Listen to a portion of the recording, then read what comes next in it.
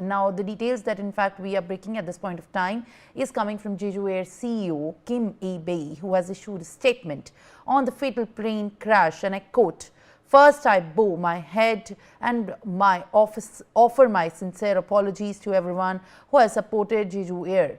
On December 29th at approximately 9 a.m., the flight 7C2216 from Bangkok to Muan experienced a fire while landing at the Muan International Airport.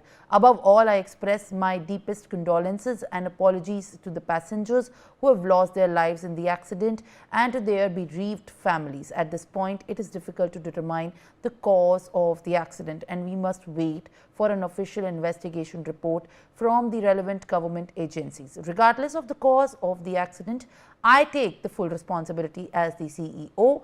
Jeju Air will do everything in our power to quickly manage the aftermath of the accident and support the families of the passengers. Additionally, we will work closely with the government to identify the cause of the accident. Once again, I pray for the souls of those who lost their lives in the accident and offer my deepest apologies to their families." Unquote. Dr. Augustine, in fact, we have put out this statement in this regard of what has come from the CEO of the airlines, quoting very particularly that fire was in fact the reason that it went into the crash. How do we understand in fact the series in which one after the other things went wrong? Super question again, but see, Jeju Airlines is a wonderful low-cost airline that flies around in this area. They operate from 3 countries, from Japan, from Thailand, and from Korea. So they've had a wonderful track record till date. So Jeju Airlines spokesperson coming and giving this reply was expected. But contrary to what he is saying, the image is right behind me. You can see here. Yeah, this is the grab.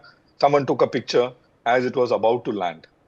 And you can see clearly the gears are up and there is no fire. So the fire happens, you can see it on the video as well. The fire happens when the aeroplane touches down, when the engine nacelles touch the runway. And because of friction is when the initial sparks are flying. But the real fire happens, the explosion happens when the aeroplane goes in. It's the wall.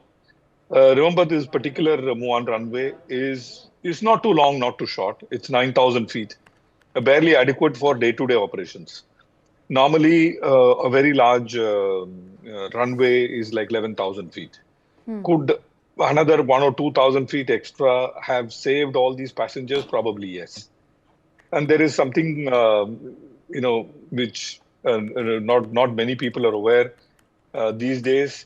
On runways, we have something called RISA, which basically is utilized to slow down the aeroplane. The full form of RISA is runway and safety area.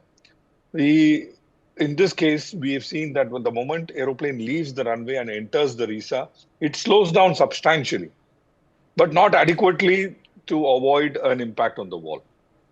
So with 11,000 feet plus a little RISA, could it have saved the day? Is a question I leave it to the environment. There were adequately long runways nearby. Could the aeroplane have diverted there and carried out a controlled belly landing? Again, that is a question I leave for the environment. These are some questions that needs to be answered and answered ASAP for all the 3 countries to gain some kind of credibility for people flying into these regions, because there are a lot of business travels flying in this region, and this is the holiday times. A lot of travelers and tourists flying in and out of this region. So, all right, Dr. Major Augustine Vinod, on that note, thank you very much.